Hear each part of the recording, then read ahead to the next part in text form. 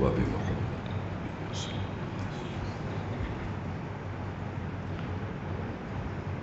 الحمد لله نحمده ونستعينه ونستغفره ونؤمن به ونتوكل عليه ونعوذ بالله من شرور أنفسنا ومن سيئات أعمالنا من يهده الله فلا مضل له ومن يضلله فلا هادي له وأشهد أن لا إله إلا الله وأشهد أن محمدًا عبده ورسوله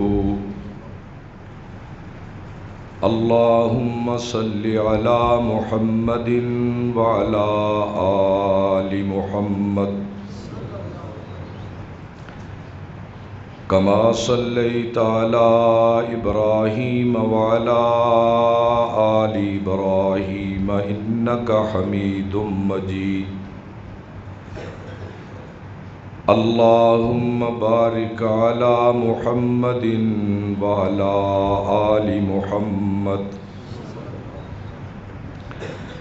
كما باركت على إبراهيم وعلى آل إبراهيم إنك حميد مجيد أما بعد فإن خير الحديث كتاب الله وخير الهدي هدي محمد صلى الله تعالى عليه وآله وسلم وشر الأمور محدثاتها وكل محدثة بدعة وكل بدعة ضلالة وكل ضلالة في النار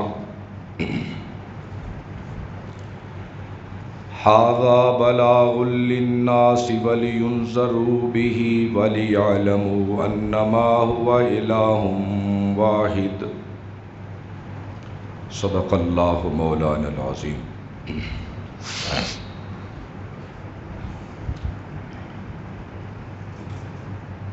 سب سے پہلے اللہ رب العالمین کی بے پناہ تمہید و تحلیل کے بعد انگنت اور لا تعداد درود و سلام سید القونین امام الحرمین سیدنا و مولانا حضرت محمد صلی اللہ تعالی علیہ التحیۃ والسلام کی مبارک ذات پر حضرات گرامی 6-7 جمعۃ المبارک کے بعد فریضہ حج کی ادائیگی کے بعد الحمدللہ اپنے مالک کی خاص توفیق اور اس کی کرم نوازی کے ساتھ میں بخیر و عافیت بصحت اور تندرستی آپ کے سامنے کھڑا ہوں۔ اس مالک کا جتنا بھی شکر ادا کیا جائے کم ہے کہ اللہ رب العزت نے خاص کرم نوازی اور خاص عنایت و نوازش کے ساتھ ارکان حج کو ادا کرنے کی ہمت اور توفیق دی۔ اپنے لیے، آپ کے لیے اور امت مسلمہ کے لیے ہر مسلمان وہاں دعا گو رہا۔ میں اللہ کی بارگاہ میں دعا گو ہوں کہ اے اللہ میرے سمیت جتنے لوگ مسلمان فریضہ حج کی ادائیگی کے لیے گئے، یا اللہ ان کے حج کو مبرور اور مقبول بنا۔ اور اس کے بعد آنے کے بعد اے اللہ دلوں کو ٹیڑھا ہونے سے بچا، کیونکہ بدترین گمراہی وہ ہوتی ہے جو ہدایت کے بعد ہو۔ تو اس لیے قرآن نے بڑی کمال ایک دعا یاد کروائی ہے ایسے لوگوں کو جو ایک بار اللہ سے توبہ کر لیتے ہیں اور پھر دعا کرتے ہیں کہ یا اللہ موت تک ہمیں اس توبہ پہ قائم رکھنا۔ ربنا لا تزغ قلوبنا بعد اذ ہدیتنا وہب لنا من لدنک رحمہ انک انت الوہاب۔ اور دوسری دعا ربنا یا مصرف القلوب، اے دلوں کو پھیرنے والے، ثبت قلبی علی دینک، یا اللہ میرا دل اپنے دین پہ قائم رکھنا۔ ویسے تو ہر مسلمان کو یہ دعا ہر لمحہ کرتے رہنا چاہیے، کیونکہ انسان کا ازلی دشمن شیطان انسانوں کی رگ و پے میں چلتا ہے اور ہر لمحہ کوشش کرتا ہے کہ میں اس کی کمائی کو ضائع کر دوں، اس کی محنت کو عکارہ کر دوں۔ تو اس لیے اب میں آپ سے دعا کے لیے درخواست گزار ہوں، ہمارے لیے دعا کریں کہ جو اللہ سے عہد معاہدے کر کے آئے ہیں اللہ موت تک اس پر ہمیں قائم اور دائم رکھے۔ حضرات گرامی، پچھلے جمعے پورے ملک میں ہر مسلمان نے ایک احتجاج کیا ہے، اور یقیناً آپ بھی اپنی بساط کے مطابق اس احتجاج میں ضرور شریک ہوئے ہوں گے۔ ہم ہر سال کے بعد 2 سال کے بعد کوئی نہ کوئی خبر ایسی اہل مغرب سے لے لیتے ہیں جس میں وہ مسلمانوں کی دل آزاری کا سبب بنتے ہیں۔ کبھی تو نبی مکرم علیہ الصلاۃ والسلام کی شان میں گستاخی کر کے، کبھی قرآن مجید کی شان میں گستاخی کر کے، اور چند دن پہلے آپ نے سنا کہ ایک سویڈن نامی ملک جو یورپ کا ایک ملک ہے اور جو عیسائیوں کا ایک ملک ہے یہ کہہ لو، وہاں یہ حرکت سرکاری طور پر کی گئی۔ بہت کم ایسا ہوتا ہے کہ کوئی ایسی حرکت سرکاری طور پر کی جائے۔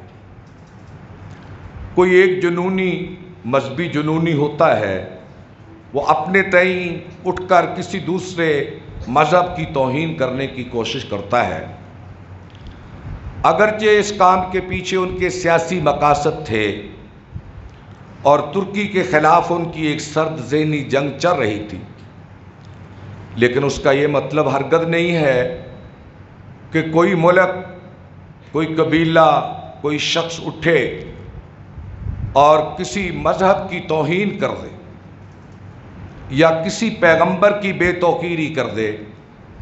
دنیا کا کوئی مذہب، دنیا کا کوئی آسمانی یا زمینی مذہب اس بات کی اجازت نہیں دیتا کہ آزادی رائے کی آڑ میں کوئی آدمی کسی کے مذہبی اور روحانی اور ایمانی جذبات سے کھیلے۔ کوئی دنیا کا مذہب اس کی اجازت نہیں دیتا، لیکن بدقسمتی کہہ لو کہ اس وقت مسلمان دنیا میں مغلوب قوم ہے، یہ ماننا پڑے گا ہمیں، اور عیسائیت دنیا کا ایک غالب مذہب ہے اور ایک غالب قوم ہے جس کی پاس طاقت ہے، اور دنیا میں ہمیشہ طاقت کے فیصلے مانے جاتے ہیں، اس پر کوئی دو رائے نہیں ہے۔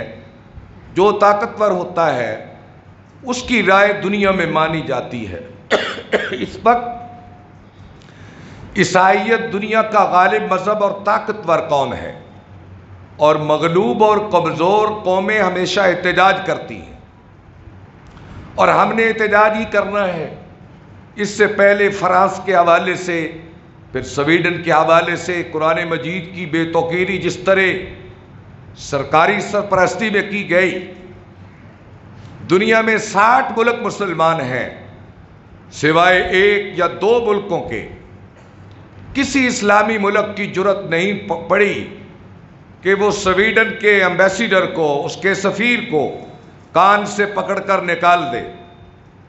ہم دنیا میں اس قدر کمزور ہیں، کسی کی جرت نہیں پڑی۔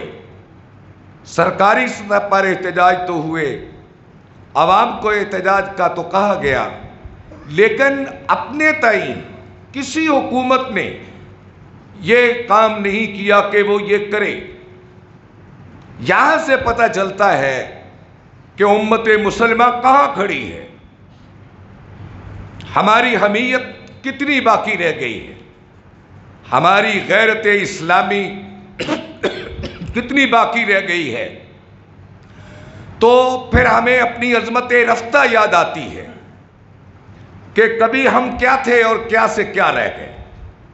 اب ہم صرف حوالے تو دے سکتے ہیں کہ ہم نور الدین زنگی کو کہاں سے لائیں، صلاح الدین ایوبی کو کہاں سے لائیں، موسیٰ بن نصیر کو کہاں سے لائیں، عقبہ بن نافع کو کہاں سے لائیں، طارق ابن زیاد کو کہاں سے لائیں، یا سلطان عبد الحمید ترکی عثمانی کو کہاں سے لائیں۔ اور یہ بات تاریخ کے صفحات پر آج بھی موجود ہے کہ فرانس کی سرحدوں تک خلافت عثمانیہ پہنچ چکی تھی، اور یہ شام، یہ اردن، یہ فلسطین، یہاں تک یہ مغربی ممالک ان کے پاس تک، اور مغرب میں افریقی ممالک مصر، سوڈان، الجزائر اور لیبیا اور اس کے گرد و پیش میں جتنے افریقی ممالک، وہاں تک خلافت عثمانیہ تھی۔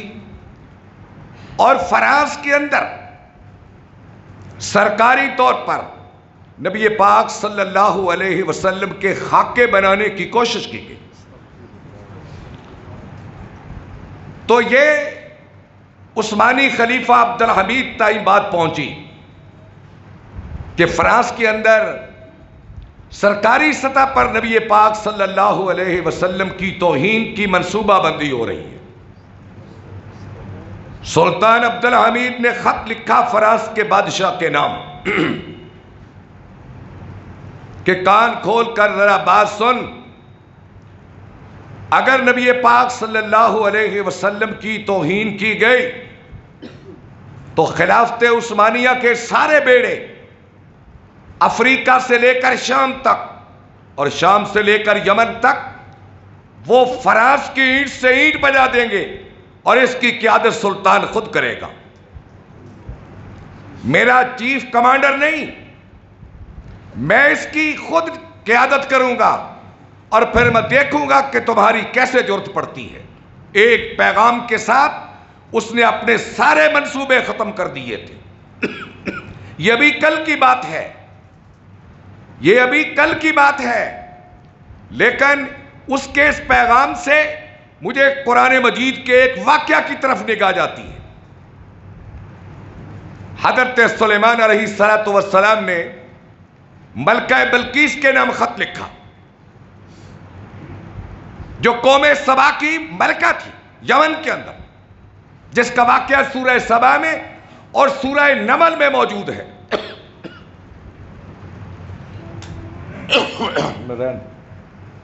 واقعہ موجود ہے، اور وہاں وہ آپ نے لمبا واقعہ ہدہد والا سنا ہے، اس کی تفصیل کا یہاں موقع نہیں ہے۔ اس نے آ کر بتایا، اے سلیمان، تیری حکومت بڑی باکمال ہے کہ تو پرندوں کی آوازیں سنتا ہے، تیرے تخت کو ہوائیں فضاؤں میں اڑاتی ہیں، لیکن تجھے یہ خبر ہے کہ یمن کے اندر ایک عورت بادشاہ بنی بیٹھی ہے، اور اس کی قوم پتھروں کو پوج رہی ہے، اللہ کے مقابلے میں خدا بنا کے بیٹھی ہوئی ہے۔ تیری نبوت اور تیری حکومت کیا کر رہی ہے؟ یہ ایک پرندہ احتجاج کرتا ہے وقت کے نبی اور فرما روا کے سامنے. سلیمان علیہ السلام خط لکھتے ملکہ سبا بلقیس کے نام اور کیا کہتے ہیں؟ انہو من سلیمان وَإِنَّهُ بِسْمِ اللَّهِ الرَّحْمَنِ الرَّحِيمِ. اے ملکہ بلقیس، یہ میرا خط اللہ کے نام سے تیرے پاس پہنچ رہا ہے، اور خط پہنچتے مطیع بن کے میرے پاس چلی آ جا، ورنہ میں ایسے لشکر لے کر آؤں گا لا کے بالا لک جس کا مقابلہ تو نہیں کر سکے گی. میں ہر چیز کو الٹ کے رکھ دوں گا، پلٹ کے رکھ دوں گا، اور میرے گھوڑوں کی ٹاپوں کو تو سہ نہ سکے گی. تو کیا ہوا؟ واتونی مسلمین، آجا شرک کو چھوڑ کر اسلام کے دائرے میں میرے پاس چلی آ. یہ ایک دھمکی تھی لا کے بالا، جیسے سلطان عبد الحمید نے دی تھی. ملکہ بلقیس پر چلی آئی، اور اس کے پیچھے مجھے امیر المومنین سیدنا عمر ابن خطاب کا ایک جملہ یاد آتا ہے. جب ایران کی طرف اسلامی فوجیں بڑھی فتح مدائن کے موقع پر، سعد ابن ابی وقاص نے جب اپنے گھوڑوں کو پانی میں ڈالا، جس کے متعلق اقبال نے کہا تھا دشت و دشت ہے دریا بھی نہ چھوڑے ہم نے، اس بحر ظلمات میں دوڑا دیے گھوڑے ہم نے. سعد بن ابی وقاص فتح مدائن کے موقع پر خط لکھا گیا ایرانی بادشاہ کو کہ اے ایرانیوں، مطیع ہو کر مدینے کے غلام بن جاؤ، مطیع بن کر اسلام کے ماننے والے بن جاؤ، ورنہ میں ایسی فوج کو بھیج رہا ہوں، ایسے مہمجو اور جنگجو لوگوں کو بھیج رہا ہوں کہ جتنا تم جینے کو پسند کرتے ہو اتنا وہ مرنے کو پسند کرتے ہیں. صحابہ کرام، اے ایرانیوں، کہ جتنا تم جینے کو پسند کرتے ہو اتنا وہ مرنے کو پسند کرتے ہیں. ان کا ذوق شہادت، ان کا شوق شہادت، انہیں دنیا کی کسی طاقت سے ڈر نہیں لگتا. یہ ہوتی ہے مومن کی غیرت. لیکن کیا کریں؟ آج ہم اپنی عظمت رفتہ کے گن تو گا سکتے ہیں، حوالے تو دے سکتے ہیں، لیکن ہم اس درجے پہ آ نہیں سکتے. لیکن میرے بھائیوں، ہمارا تعلق اب کتاب حمید سے صرف ایک جذباتی تعلق رہ چکا ہے. لیکن یہ بھی غنیمت ہے، نبی پاک کی ذات سے اور قرآن مجید سے ہمارا صرف جذباتی تعلق رہ چکا ہے. لیکن جذباتی تعلق تو ہر قوم کے اندر ہوتا ہے. عیسائیوں کے اندر بھی انجیل سے جذباتی تعلق ہے. آپ یہاں انجیل کو آگ لگائیں، پورا مغرب احتجاج کرے گا. آپ سکھوں کی گرنتھ کو جلا دیں، سکھ احتجاج کریں گے. ہندوؤں کی مذہبی کتاب کو جلا دیں، وہ بھی احتجاج کریں گے. لیکن مسلمان میں اور غیر مسلمان میں فرق کیا ہونا چاہیے؟ ہمارے اندر صرف جذباتی تعلق ہی نہیں، بلکہ قرآن کے ساتھ علمی اور عملی تعلق بھی ہونا چاہیے. علمی تعلق کیا ہے؟ کہ وہ کتاب جس کے احتجاج پہ ہم مرنے مارنے پہ آتے ہیں، ہمیں یہ بھی تو پتا ہو کہ وہ قرآن ہے کیا. ہمیں یہ بھی تو پتا ہو کہ اس قرآن میں خدا کا حکم کیا ہے. اور اسی لیے بلندی کردار سے مسلمان خالی، غیرت کے جذبات سے مسلمان خالی، سچائی کے کردار سے مسلمان خالی، کہ ہمارا تعلق کتاب مجید سے، کتاب حمید سے صرف جذباتی رہ گیا، نہ علمی رہا نہ عملی رہا. کس کو نہیں پتا کہ قرآن نماز کا کہتا ہے؟ کس کو نہیں پتا کہ قرآن زکوٰۃ کا حکم دیتا ہے؟ یہ پتہ ہے؟ کس کو نہیں پتا کہ قرآن سود سے روکتا ہے؟ کس کو نہیں پتا کہ قرآن ذخیرہ اندوزی سے روکتا ہے؟ کس کو نہیں پتا کہ قرآن کے حلال کیا ہے، قرآن کے حرام کیا ہے؟ کس کو نہیں پتا کہ قرآن کیا پیغام دیتا ہے؟ عملی طور پر دیکھیں، کیا ہماری زندگیوں میں یہ چیز موجود ہے؟ ہم اوروں کے گلے کرنے سے پہلے اپنے گریبان میں بھی جھانک کر دیکھ لیں، کیا ہم نے بھی اس کو اللہ کی کتاب مانا ہے؟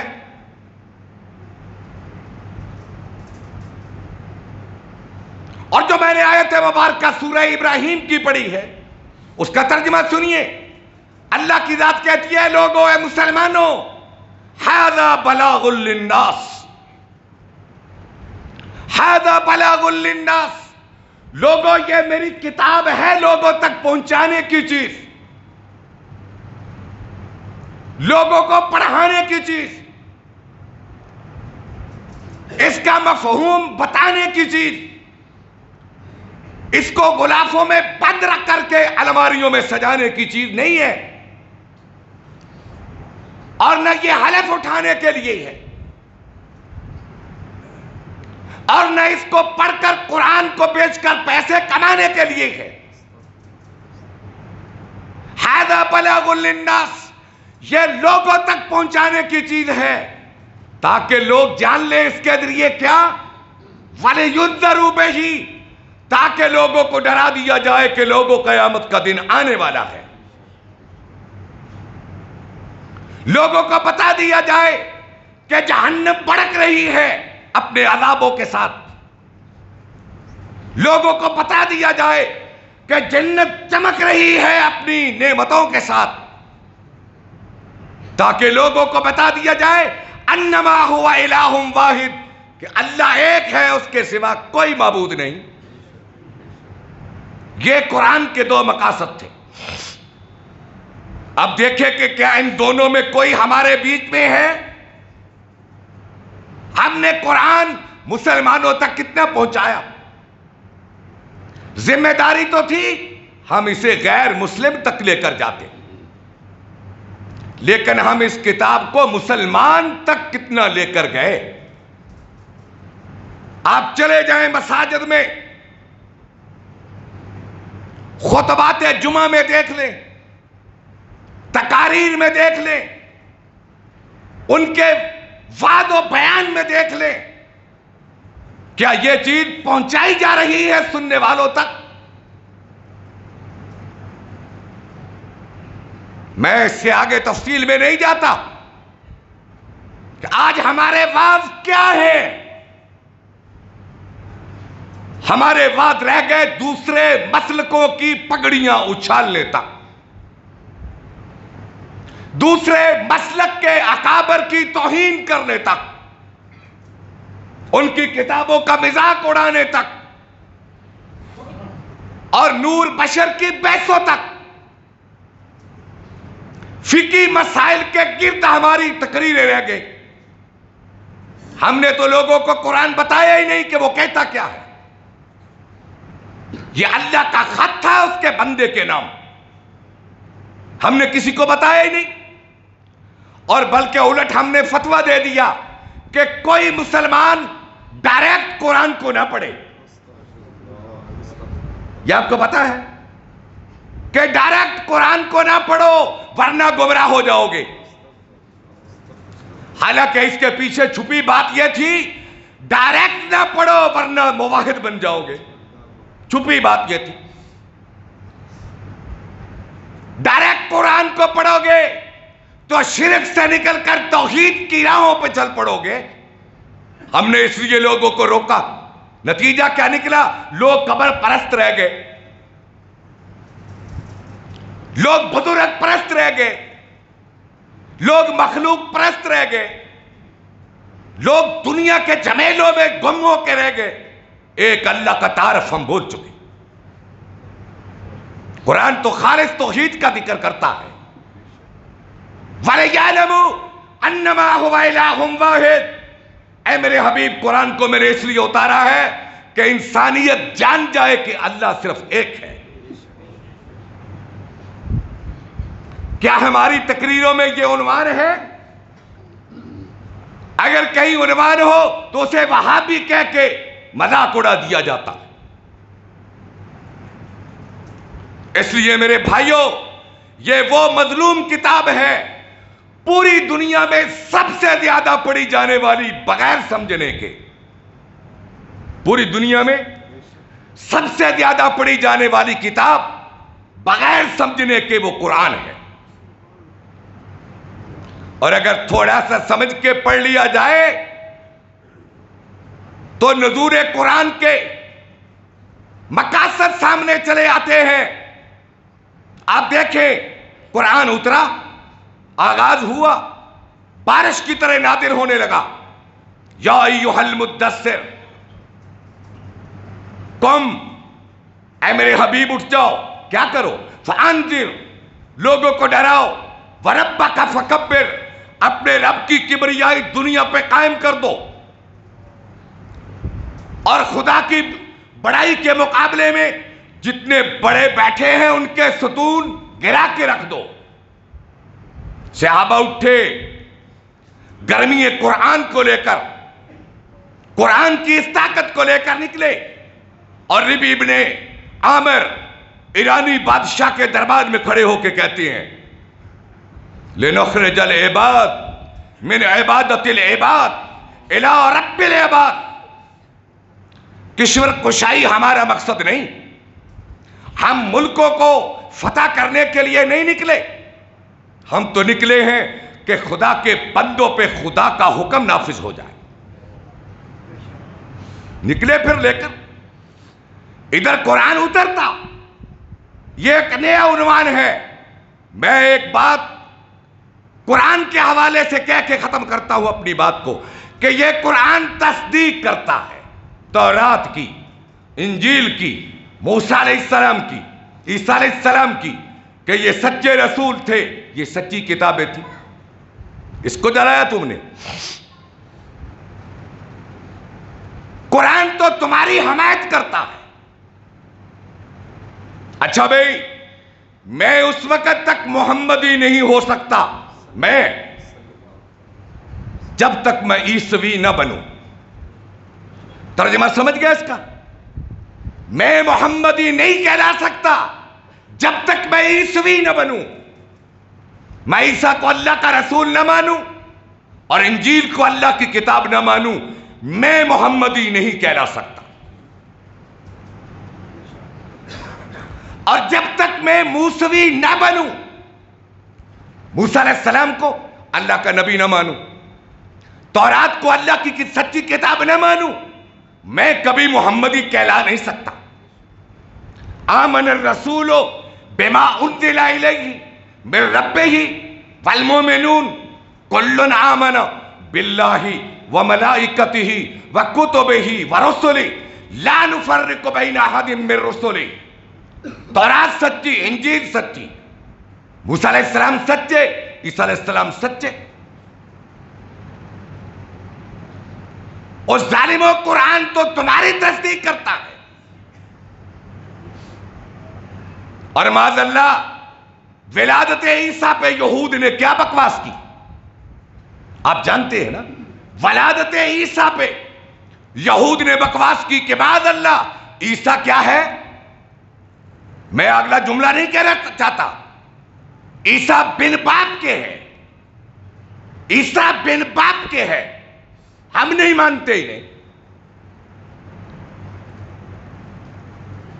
وہ تو انہیں نبی ماننا تو درکنار، وہ کہتے تھے کہ یہ بن باپ کے ہے۔ قرآن مجید اترا اور اللہ نے کہا لعنت ہو یہود پر، لعنت ہو یہود پر جنہوں نے عیسیٰ کو جھٹلایا، لعنت ہو یہود پر جنہوں نے مریم پہ بکواس کی، تہمت لگائی۔ اور قرآن نے کیا کہا؟ انما المسیح عیسیٰ ابن مریم رسول اللہ وکلمتہ القاها الی مریم وَرُوحٌ مِّنْهُ، اے عیسائیو یہودی بکواس کرتے ہیں عیسیٰ اللہ کا رسول تھا، عیسیٰ اللہ کا کلمہ تھا، القاہا الی مریم، جو اللہ نے مریم کی طرف القاء کیا، وَرُوحٌ مِّنْهُ، اور وہ اللہ کی روح تھی۔ وہ قرآن تو عیسیٰ کا وکیل صفائی بن کے آیا، قرآن تو انجیل کا وکیل صفائی بن کے آیا، اور بے شرم ہو تم اسی قرآن کو جلاتے ہو۔ اور جب قوم نے کہا مریم ما کان ابوک امرأ سوء وما کانت امک بغیہ، تیرا باپ بھی برا نہ تھا، تیری ماں بھی بری نہ تھی، یہ کیا کر کے لے آئی؟ اس کا جواب مریم کے پاس تھا نہیں، کیا مریم بن باپ کے بن شوہر کے یہ بچہ کہاں سے اٹھا کے لے آئی؟ کیا جواب تھا حضرت مریم کے پاس؟ کوئی جواب نہیں تھا۔ وہ جواب دیتی بھی تو قوم مطمئن نہیں ہونا تھی، کوئی بھی تعویل کرتی تو اللہ نے کیا کیا؟ فاشارت علیہ، اے مریم تم نہ بولو، اس بچے کی طرف اشارہ کرو۔ فاشارت علیہ، بھائی اس کا جواب بھنگورے میں پڑے ہوئے بچے سے لے لو۔ قالوا کیف نکلم من کان فی المہد صبیا، کہ بھنگورے میں پڑے ہوئے بچے سے ہم کیسے پوچھیں؟ یہ کہہ رہے تھے کہ عیسیٰ علیہ السلام اٹھے 3 دن کے 4 دن کے، قال انی عبد اللہ، قال انی عبد اللہ آتانی الکتاب وجعلنی نبیا وجعلنی مبارکن اینما کنت واوصانی بالصلاۃ والزکاۃ ما دمت حیا وبرا بوالدتی ولم یجعلنی جبارا شقیا والسلام علی یوم ولدت ویوم اموت ویوم ابعث حیا ذالک عیسی ابن مریم قول الحق الذی فیہ یمترون۔ او یہودیو جو تم بکواس کرتے ہو، یہ میں اللہ کے اس قرآن میں بتاتا ہوں کہ حقیقت یہ تھی۔ یہ تو کتاب اللہ کی ایسی عظیم کتاب ہے جو سچائی کی حامی ہے، جو حقیقت کی حامی ہے، جو مذہب اسلام کی حامی ہے، اور مذہب اسلام ابراہیم کا، موسیٰ کا، عیسیٰ کا ایک تھا۔ شرع لکم من الدین ما وصی بہ نوحا، لیکن اصل میں درد یہ ہے کہ قرآن مغرب میں پڑھا جا رہا ہے، اور اس کی تاثیر سے مغرب کے ماحول بدل رہے ہیں۔ عیسائی جوان قرآن کو پڑھ کر اسلام میں آ رہے ہیں، اور یہ سانپ لوٹتے ہیں مغرب کے سینے پر، کبھی جلانے کی بات، کبھی اسمبلیوں میں اٹھا کر کہ اس کو ختم کر دیا جائے، تو مسلمان کے اندر سے روح نکل جاتی ہے۔ میں ایک سوال چھوڑ کے جاتا ہوں، آپ 60 مسلمان ممالک ہیں دنیا میں، 60، کبھی آپ نے سنا کہ سرکاری یا غیر سرکاری طور پر کسی مسلمان ملک میں تورات یا انجیل کو جلایا گیا ہو؟ ہے بھائی، کبھی سنا ہے؟ 60 ملکوں میں کسی ایک مسلک کے لوگوں نے حضرت موسیٰ اور عیسیٰ کے خاکے بنائے ہوں؟ کبھی سنا ہے؟ کبھی سنا ہے؟ اس کے باوجود مسلمان دہشت گرد اور یہ امن پسند، اس کے باوجود مسلمان انتہا پسند اور یہ امن پسند، کیسا دورہ معیار ہے طاقتوروں کا؟ کیسا دورہ معیار ہے؟ میں تو سمجھتا ہوں شاید دہشت گرد ہونے کے لیے مسلمان ہونا ضروری ہے۔ اگر عیسائی دہشت گردی کرے تو وہ دہشت گرد نہیں ہوتا، اور مسلمان تو کمزور، ورنہ ان چیزوں پہ ایٹمی جنگیں ہونی چاہیے تھیں اور ہونی ہے، اور اس لیے نہیں ہوتی کہ مسلمان کمزور ہے۔ اس سے بڑی دہشت گردی کوئی نہیں کہ قرآن کو جلایا جائے اور محمد عربی کی توہین کی جائے۔ اللہ سے دعا ہے کہ یا اللہ مسلمان کی عظمت رفتہ انہیں پھر عطا کر دے، یا اللہ ہمیں عملی مسلمان بنا دے، ہماری زندگیوں میں قرآن شامل کر دے، ہمیں قرآن کو سمجھ کر پڑھنے والے بنا دے۔ وآخر دعوانا ان الحمد للہ رب